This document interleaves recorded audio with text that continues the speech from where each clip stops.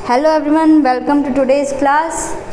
कल हमने पिछली क्लास में chapter 1 number 6 number 1 chapter number system exercise 1.2 topic समझा था और कुछ एग्जांपल्स किए थे। एग्जांपल 4 तक हमने कर लिया था। आज इसी चैप्टर को हम इसी एक्सरसाइज को कंटिन्यू करते हैं।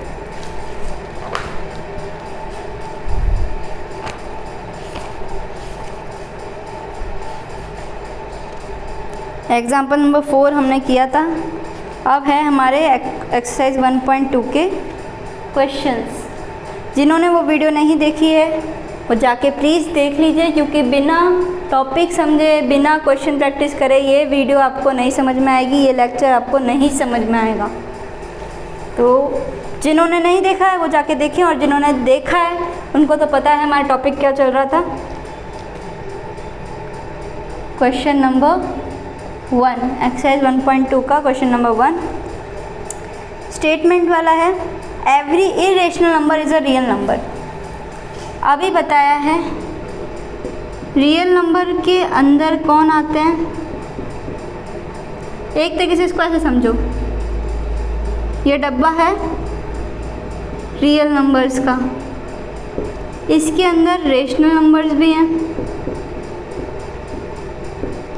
और इरेशनल नंबर्स भी हैं। ठीक है।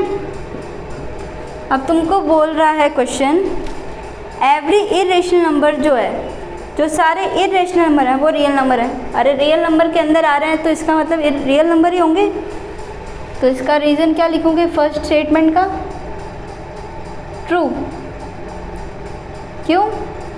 क्योंकि real number is a collection of rational and irrational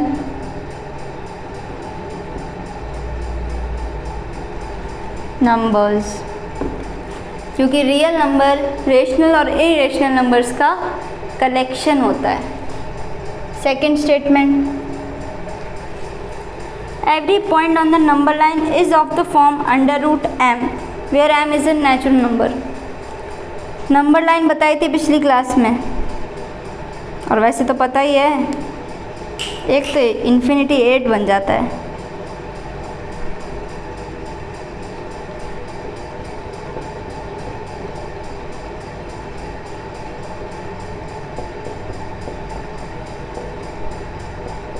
ठीक है, ये नंबर लाइन है आपकी। ये बोल रहा है जितने भी पॉइंट्स हैं नंबर लाइन पे उनको किसी ना किसी नेचुरल नंबर के अंडर रूट में लिख सकते हैं। पॉजिटिव नंबर्स को अंडर रूट में क्यों नहीं लिख सकते? लिख सकते हैं, अंडर रूट 2 लिख सकते हैं, अंडर रूट 3 लिख सकते हैं, अंडर रूट 4 लिख सकते हैं। 2 को, इन सबको किसी ना किसी फॉर्म में लिख सकते हैं। जैसे अगर हमारा 4 की बात करी जाए तो 4 को हम क्या लिख सकते हैं? अंडर रूट 2 लिख सकते हैं। इधर वालों को हम किसी ना किसी के रूट में लिख सकते हैं। लेकिन नेगेटिव के अंदर कभी रूट के अंदर नेगेटिव नंबर देखा है? नहीं, ये होता ही नहीं है। अंडर रूट के अंदर कभी नेगेटिव नहीं आता। इसका रीज़न क्या है? जैसे हम 4 का स्क्वायर कर रहे हैं, 4 का स्क्वायर क्या होता है? 16, यानी जो 16 का अंडर रूट है वो 4 होगा। यानी जब हम अंडर रूट की वैल्यू निकाल रहे हैं उसका मतलब क्या है? स्क्वायर निकाल रहे हैं तो वो खुद से मल्टीप्लाई होकर हमें 16 बना के दे रहा है।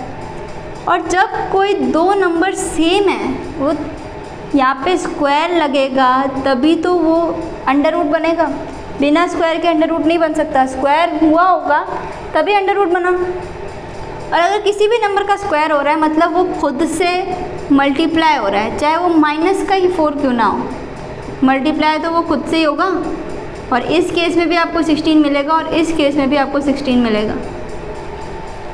इसीलिए हमको जब हम सेम नंबर से मल्टीप्लाई करते हैं तो आंसर हमारा पॉजिटिव में ही आता है। तो इसीलिए जो अंडर रूट के अंदर जा रहा है नंबर वो भी क्या है? पॉजिटिव है। तो अंडर रूट के अंदर कभी नेगेटिव हो ही नहीं सकता। तो ये पूरी नंबर लाइन जो नेगेटिव वाली है इसको हम अंडर रूट m के फॉर्म में नहीं लिख सकते। तो ये स्टेटमेंट हो जाएगी फॉल्स।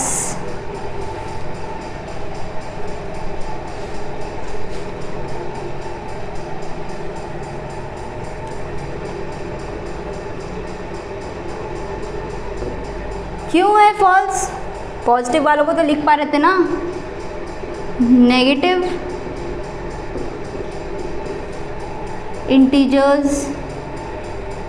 इंटीजर्स क्या नंबर्स लिख दो, इंटीजर्स ही रहने दो। Negative integers can't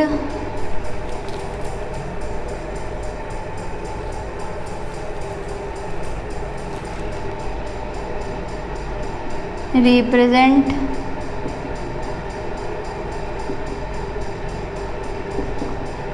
in root m।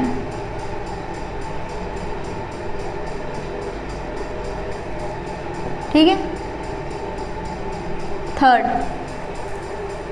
Third आपका स्टेटमेंट है every real number is a irrational number. अभी जार बनाया था, ये जार किसका था?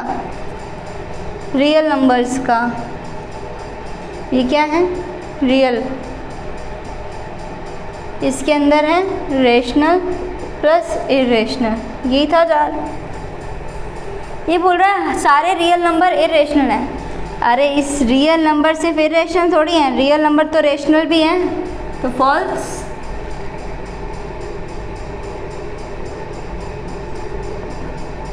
रीज़न क्या हुआ? रियल नंबर्स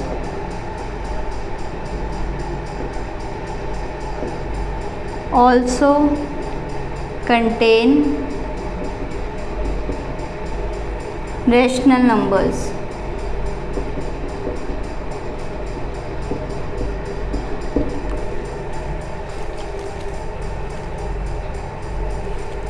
अब आ जाओ क्वेश्चन नंबर 2। ये 4 बार भूल जाओ, ये सिर्फ समझाने के लिए था। ये मत बोल देना रियल नंबर एक जार होता है।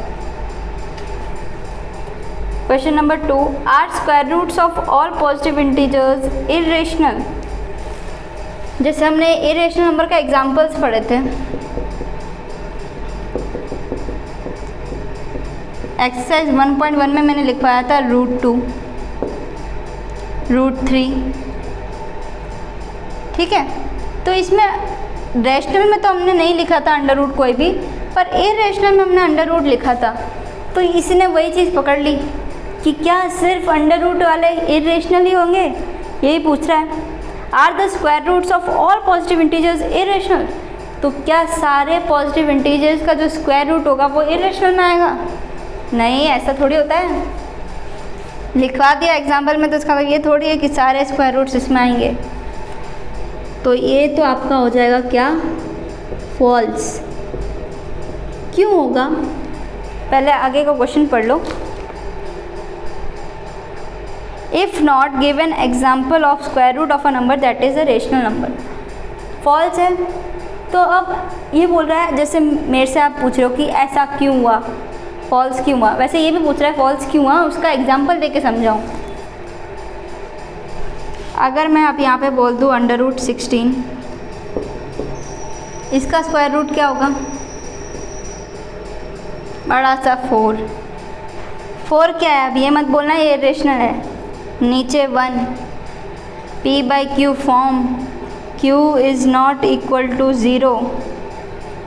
तो ये क्या हो गया? 4 एक रेशनल नंबर हो गया, यानी अंडर रूट की वैल्यू क्या मिल गई? एक रेशनल नंबर मिल गई।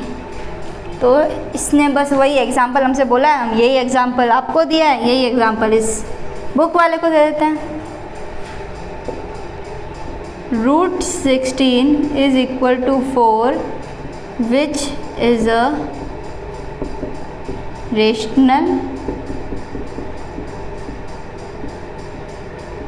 ठीक है, ये क्वेश्चन नंबर 2 हो गया। क्वेश्चन नंबर 3 इस एक्सरसाइज का लास्ट क्वेश्चन, और ये भी हम कर चुके हैं। सारे टॉपिक हम पहले करते हैं, उसके बाद क्वेश्चंस पे आते हैं। कोई दिक्कत ही नहीं होती।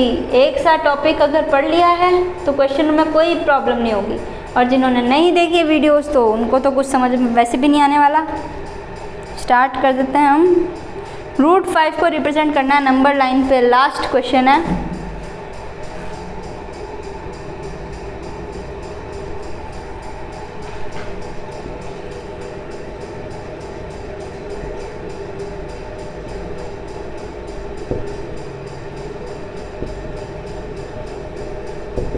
ठीक है, कैसे बताया था, 0 पे अपना एक पॉइंट बनाना है, मार्क करना है, 1 पे एक पॉइंट मार्क करना है, 1 से परपेंडिकुलर ड्रॉ करना है। परपेंडिकुलर की length always equal to 1, perpendicular हमेशा क्या रहेगा, 1 रहेगा।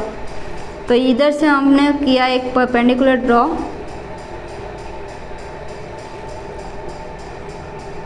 एग्जैक्टली सेम 1 यूनिट का। फिर इन दोनों को जोड़ के क्या बनाना है, एक ट्रायंगल। और अपने बस हमें एक ही फॉर्मूला लगाना है, परपेंडिकुलर का स्क्वायर प्लस बेस का square is equal to hypotenuse का स्क्वायर। पाइथागोरस थ्योरम लगानी है। हाइपोटेन्यूज हमारे पास बेस तो हमेशा सेम, बेस तो हमेशा मिलता जाएगा, परपेंडिकुलर हमेशा 1 रहेगा, तो परपेंडिकुलर की वैल्यू इसमें डाल दो 1, बेस जो मिलेगा उसका स्क्वायर रहेगा, और हाइपोटेन्यूज जो आपको निकालना होगा। तो हाइपोटेन्यूज की वैल्यू क्या हो जाएगी, इधर से स्क्वायर गया तो क्या लगेगा, अंडर रूट। ये आपका एक छोटा सा फॉर्मूला भी बना सकते हो, बार बार नहीं करना। तो हाइपोटेन्यूज क्या हो जाएगा, 1 प्लस बेस का स्क्वायर का अंडर रूट। 1 प्लस बेस, इसमें बेस क्या है 1, तो 1 का स्क्वायर 1, 1 प्लस 1 2, 2 का अंडर रूट 2। ये बन गया ट्रायंगल। फिर ये वाला पॉइंट उठा लो, अभी रूट 5 थोड़ी मार्क हुआ, इससे वापस क्या ड्रॉ करोगे, एक परपेंडिकुलर। परपेंडिकुलर की लेंथ हमेशा 1, तो ये हमने ड्रॉ किया एक परपेंडिकुलर। ठीक है, ये अंडर रूट 2 है। और फिर इस परपेंडिकुलर को वापस जोड़ा यहाँ से। अब फॉर्मूले में पुट करो, 1 प्लस बेस का स्क्वायर, बेस क्या है रूट 2, रूट 2 का स्क्वायर 2, 2 प्लस 1 3, 3 का रूट अंडर रूट 3। अभी भी रूट 5 मार्क नहीं हुआ, तो वापस क्या करोगे, यहाँ से एक परपेंडिकुलर ड्रॉ करोगे, परपेंडिकुलर ऑलवेज 1।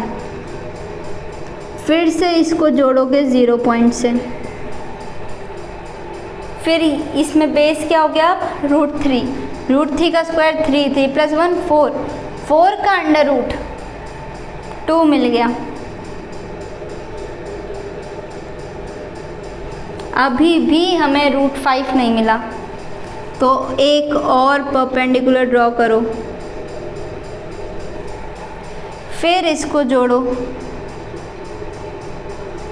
अब बेस क्या है 2, 2 का स्क्वायर 4, 4 प्लस 1 5, 5 का अंडर रूट 5। फाइनली इतने स्टेप्स में आपको यहाँ पे आके रूट 5 मिला है। यही इसमें बस यही ध्यान रखना है आपको, ये एक परपेंडिकुलर ड्रॉ करते जाना है और उसकी लेंथ फिक्स रखनी है 1, और जो तीसरी हाइपोटेन्यूज आपको मिलेगी वो इस फॉर्मूले से निकालनी है। मेन फॉर्मूला तो ये है, बाकी अगर परपेंडिकुलर हमेशा 1 है तो उसको पुट कर दिया है और हाइपोटेन्यूज की वैल्यू निकाल दी है।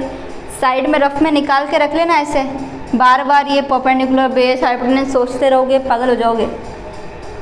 निकाला रूट 5, कंपास लिया, इसको लिया और एक मारा यहाँ पे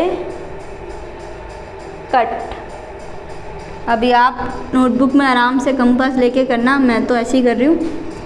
तो ये जो पॉइंट आपको इस नंबर लाइन पे मिलेगा कंपास से काटने के बाद, ये क्या होगा, under root 5। That's it for today. मिलते हैं नेक्स्ट क्लास नए टॉपिक के साथ।